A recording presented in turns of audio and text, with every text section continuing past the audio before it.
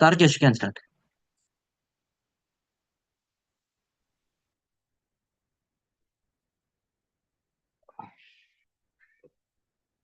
Good morning to Suthanthira sir, Raghuvanna, and my friend Vignesh.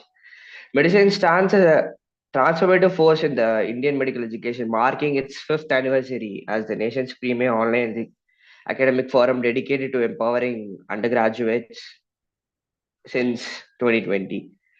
Medicine has revolutionized learning through a collaborative platform that bridges gap in clinical training, exam preparation, and research mentorship. Uh, We are honored to welcome Dr. Suthanthira Kannan, Assistant Professor of Community Medicine at ESIC Medical College, whose groundmaking work in epidemiological research and evidence-based medicine aligns seamlessly with medicine's mission. A stalwart in systematic review and meta-analysis, Dr. Kannan has authored over 15 studies published in Scopus Index journals focusing on public health interventions and healthcare accessibility. His expertise stands to designing large-scale cohort studies and mentoring young researchers in methodological rigor, a set where he is deployed as a peer reviewer for the Lancet Global Health and BMJ Public Health. I feel honored to welcome Dr. Surendra Kanna, sir. Good morning, sir. Good morning so much, Tharakesh. Thank you so much for the introduction. Thank you. Let's start. Yes, sir. So let's start.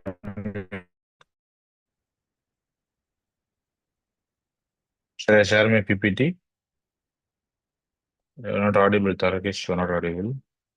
Yes, sir. Yes, sir. You can start, sir. Sorry for that. Okay. Yes, sir. Good morning. Today we'll start with an overview of systematic meta-analysis. So myself, Dr. Suthanthira Kannan. So I'm associate professor in ESIC Medical College, Chennai, Department of Community Medicine. So this is only going to be a basic overview of systematic meta-analysis.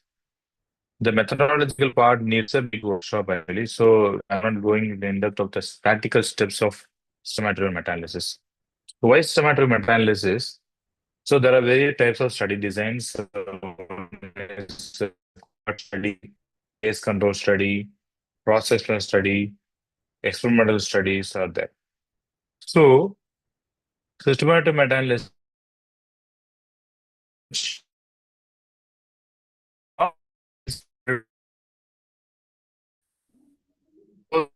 Sir, your voice is breaking.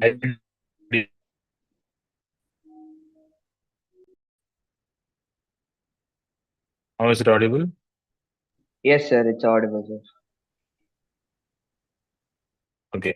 So when I do research, I'm creating evidence. So when I create evidence, what's happening is I am suppose I do a study. I'm in Chennai. I'm doing a study on dengue and its demographic factors.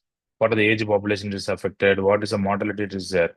Suppose the same study done in Mumbai, the same findings may not be there. So all evidences that, but the Chennai finding may be important to the policy level. Mumbai finding can be important to policy level. So I have to accumulate all the evidence to the research so that it can be summarized. That only systematic meta-analysis is there. And it is make the evidence based and well informed. So like a finding from Chennai can make an important evidence to the policy in diabetes. The evidence from Kolkata can be a main important thing in management of the particular public health problem. So when we do systematic meta-analysis, we are making a clear-cut evidence to the our study and our research question. So what is the problem with single studies is insufficient sample size. There was a study conducted in Bangalore. They mentioned that hand wash. So when we do more hand washing, the chances of getting diarrhea will be increased. But the sample size is only 30. Okay, so it doesn't give the correct evidence, right? Hand washing doesn't associate with diarrhea. And there will be high sampling variability. Like the same study which I told that hand washing associated diarrhea, they did the study exclusively among the sanitation housekeeping staff, sanitation worker, where they may not do hand washing properly, right? So the population also matters. And there may be more false positive and false negative errors can happen, but because of the sample size itself, actually what we may intend to become the true may not become true. So suppose I wanted to prove that in the same study, my hypothesis will be hand washing of the less area. But the study came as hand washing is more area. If I publish the paper, then the hand washing practice may reduce. It can go for false positive, right? It is not for this, though the finding is positive, it is not for this a false positive result. So for that only, we should not rely on single study for the evidence based. We should do meta-analysis for the thing. When you do systematic meta-analysis, these kind of errors are reduced. So normal conventional narrative review, when we take what is narrative review means, just seeing a 10 literature. Suppose there was the same study, dengue type 3. There are 4 types of dengue. Type 3 becomes hemorrhagic. The narrative review is one of the study from Kerala says in some parts of the Kerala type 3 is very high. Okay. So based on that, can I come to your opinion that Kerala is more prone for type 3? Again, it is a subjective opinion. And I have not included the sample size. How many affected with the type 3 dengue? How many people affected with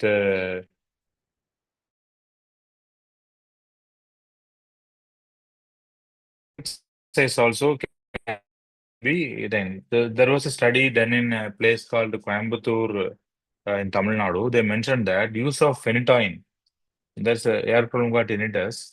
They analyzed they used phenytoin. Phenytoin is an anti-epileptic. So phenytoin, when installed in the ears, it reduces tinnitus. They are saying, but the samples is only 20. May not be adequate. Okay. So and research design also. The same study where phenytoin is used associated with reduced tinnitus is a cross-section study. It is not an this thing main study. Okay. So that is how the place of systematic meta-analysis will come. There is some issue here. Okay. So let's proceed further.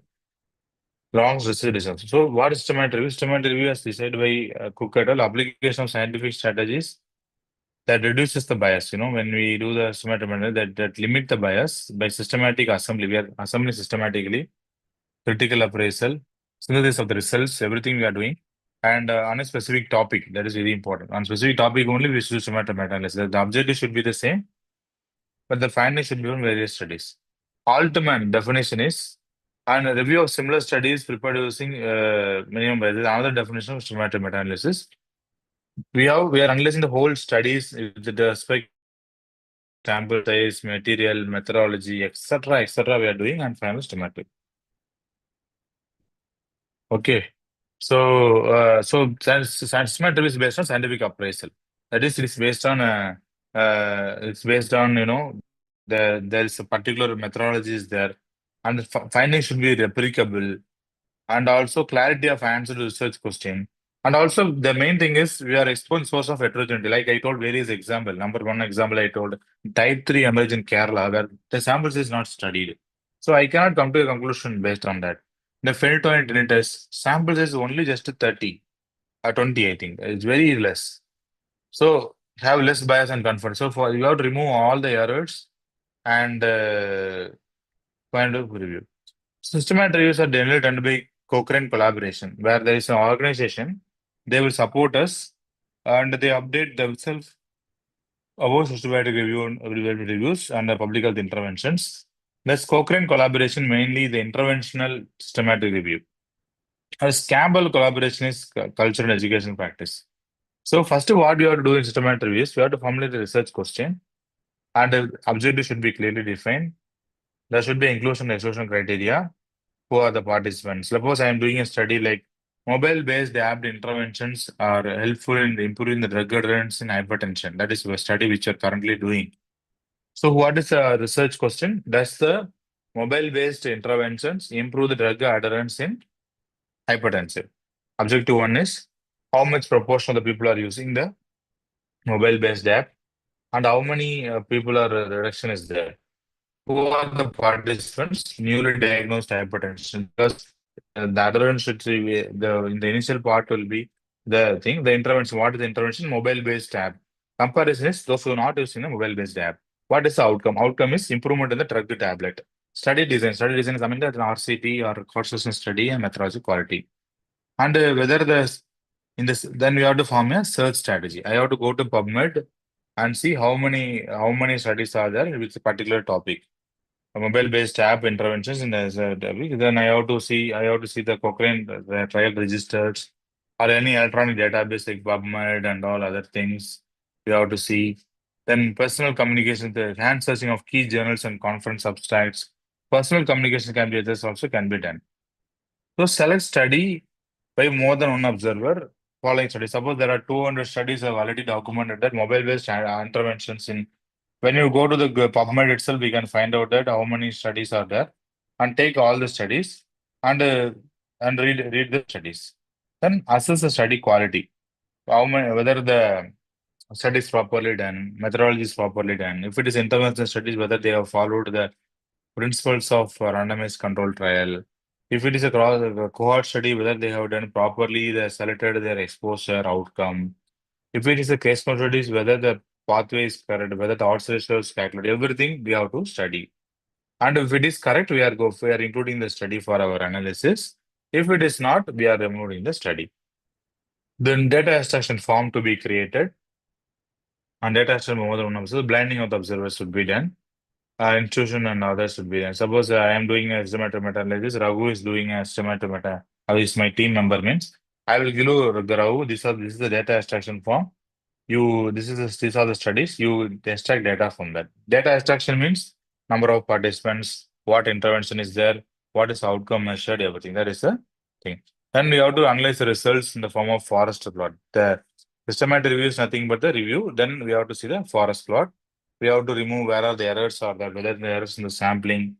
Some studies, and suppose in phenytoin tinnitus, if you see, some journals, some people have properly calculated sample size. Some may not be done the sample size. Then how to then do sensitivity analysis, examine the forest plot, make a list of exposure studies, then you have to do that. Then what are the limitations of the EG study? Whether they have addressed the limitation. Consider the strength of evidence. Like in RCT, case control study, we will see odds ratio. If it is there, cohort study, we can go for relative risk and consider numbers we need to treat or harm in your intervention study. Consider the economic implications. What are the implications of future research? We have to see. Forest plot. Forest plot is the analysis of final graphical representation of the study. Suppose this is a forest plot. Forest plot. In this systematic review, they have included 15 studies. In each study, they have calculated, they have taken the odds ratio, and they have seen which is the thing. Okay. So when you see there's in this forest, this is a forest plot. There will be a midline, there will be a right line and left line. There is a diamond shaped curve will be there. Okay. So it is decided by research better. This forest plot, not forest. The spelling is little bit changed. This is summary estimate will be the diamond includes summary estimate. That is, you can see those studies, how to interpret is those studies are within this range. That is that those studies that doesn't cross the midline, that is a good studies. So this you see this studies only somewhat better. Okay. So this is the summary of the effort size. So meta-analysis, statistical methods of combining all the results from number of studies. Sometimes we cannot do meta-analysis also. Because to do a meta-analysis, we should have a study. Suppose we did a study on Nipah virus. When you read the Nipah virus in PubMed, there are only almost 17 to 18 studies available. To do a meta-analysis, a minimum of 10 to 10 studies should be there. In the 17 studies of Nipah virus, after removing all the heterogeneity errors, we have came up with only 3 studies. You got my point. So so for that only meta-analysis should be done. Meta-analysis cannot be done. Okay. So we are not able to combine the results for the Nipah virus. So we just published as such. This is meta-analysis, the first medical research done by a person who combined all the data. Glass is a scientist who turned with a meta-analysis. These are the people who obligated to meta-analysis. So cases from what are the considerations of meta-analysis? Cases from one study should be compared with the controls from the same study. So there are a lot of issue. So that is how the meta-analysis. Suppose when I'm doing a study on propranolol and reduction in heart attack. Okay. So there is an interventional study. In one group, who are the people who received propranolol will be there. In control group, who are not received, the other drugs will be there. So that should be from the same study. If it is in a different study, suppose one study, there is no control group. They just studied the effect of propranolol on reducing heart attack. There is no control group. So that study I can exclude. Even if all studies included for the meta-analysis, the sampling errors should be analyzed. So relevant side of the study should be taken into the account. So when you do meta-analysis of the RCTs, RCTs is randomized control study window. There should be unbiased estimate of the results. The sample size should be adequate. There should be higher precision. Higher precision means the sample size should be so good. The same study, if tinnitus, if done with 50 to 100 people, then it is a best study. When you do epidemiology studies like case control, cost section and all, there will be confounding and bias will be there. So high amount of errors will be there. So confounding means what? Confounding means there's serious problem. Confounding factor is, suppose there is a study demonstrated that those who eat pickle are more prone to develop cirrhosis. Is it correct or wrong? It is wrong. Okay. Then everyone will be cirrhosis because pickle is a part of everyone's life. So what those who take alcohol, they take pickle along with that. So the questionnaire, some errors in the questionnaire happened, and they finally conclude that those who take pickle are more dead, they concluded like that. So absolutely wrong. Okay. So there's a confounding effect will be there. So when the confounding factors should be avoided. Here alcohol is the main factor, pickle is a confounding factor. We have to remove that factor and we have to do that. Okay. So there is a serious problem when you do the confounding. And heterogeneity also we should do with some statistical test. That is advanced thing, not for the MBBS students.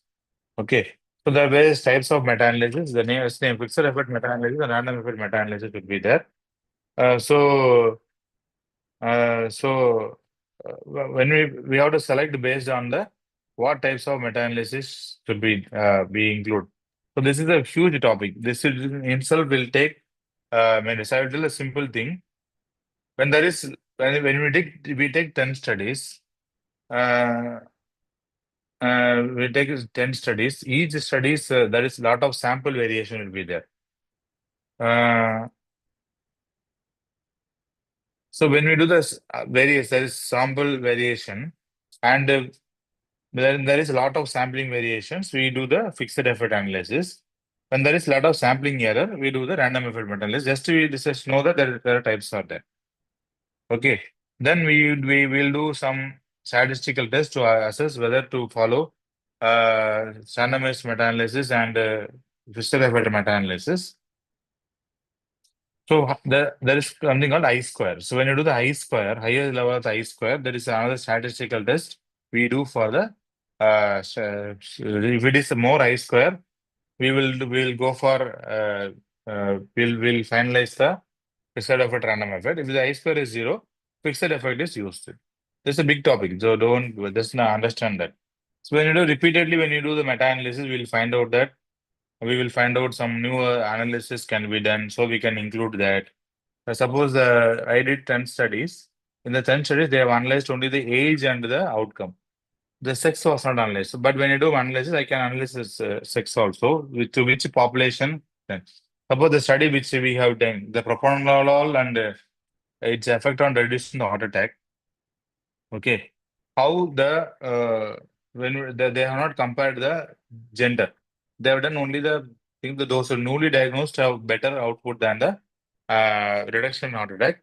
But we have seen that the male population, if propranolol started early, can reduce some more attacks. So that is our finding. But this is not analyzed in most of the studies. So we can allow for the retrospective identification when the treatment effect for statistical significance. So there is another method called Bayesian approach to meta-analysis. And when you do meta-analysis also, we can find out that a lot of errors can be there. So okay, this is called risk of bias.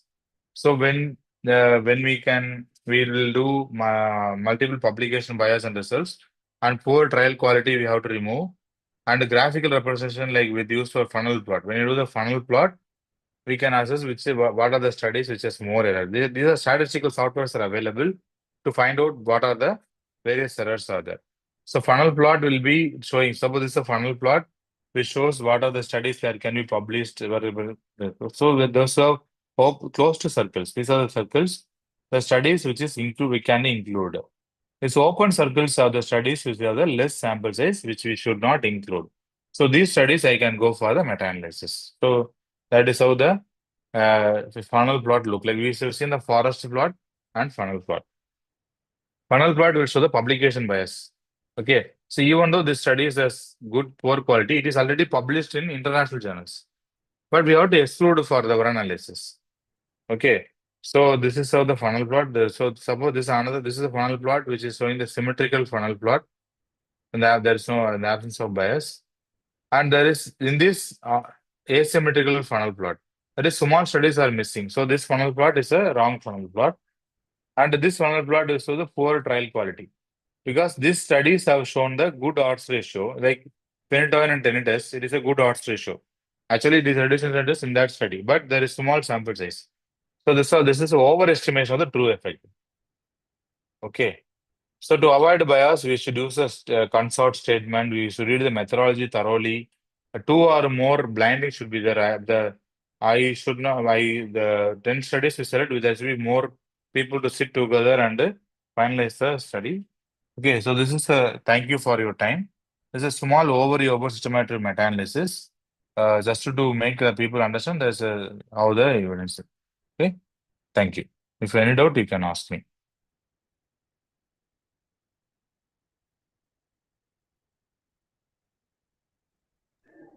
Sir, no questions has been asked, sir, in the live chat. Okay. Thank you so much for your time, sir. Thank you. Thank you.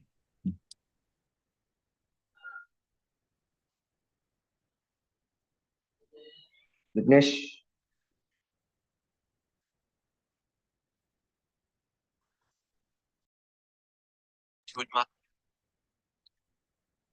Next session will be on okay, wow. evening. Next session will be on evening. We will meet on that time. Okay. Timing will be updated in the group.